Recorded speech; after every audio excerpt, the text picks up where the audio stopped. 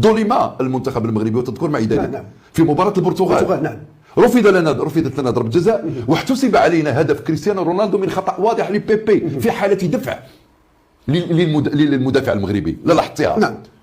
ظلمنا وجينا ايضا في 2022 وكان هناك ظلم تحكيمي خاصه في مباراه نصف النهائي امام فرنسا. بالتالي نبدا نظلم انا بحكام، نظلم بغرفه الفار، ونظلم في البطاقات الخضراء. ايوا كنعتقد بحال اللي قالوا بعض المشاهدين ديالنا، هل هي محاوله لفرمله كره القدم الوطنيه لانه تجرأت كثيرا على القوى الوازنه والقوى العظمى في كره القدم. نعم. ما من ذلك ادنى شك. علاش؟ لان اليوم كان غيكون انجاز تاريخي. بالفعل. شنو هو انك في ظرف 3 سنوات وصلتي 4 ديال المنتخبات ديالك الى الدور نصف النهائي العالمي.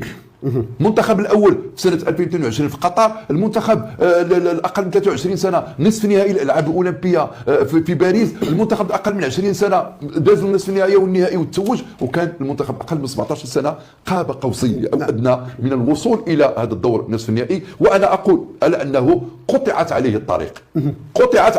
مصطلح هو كان من الممكن ان يصل الى ضربات الترجيح، وضربات الترجيح راه 50-50. نعم بالفعل. ضربات الترجيح 50-50. انا ما شوف لا هذه النقطه ما خصكش ندوزوا عليها بهذه الطريقه. نعم تفضل. لانه انا احزنني كثيرا هذيك الصوره. نعم. المبكيه ديال الوليدات وهم يتساقطون على عشب الملعب يذرفون الدموع، بكاو بحراره. نعم. وبقى الجمهور معهم كيواسيهم باش يخرجهم من هذه حاله الحزن، لانهم هذوك الوليدات حنا قلت لك بان حدث لهم ما يسمى بالانبعاث، وهما غاديين في الادوار في المباريات وثقتهم بنفسهم كتكبر. نعم. شافوا بانه بالامكان انهم ينتجوا على منوال المنتخب ديال اقل من 20 سنه. ما كانش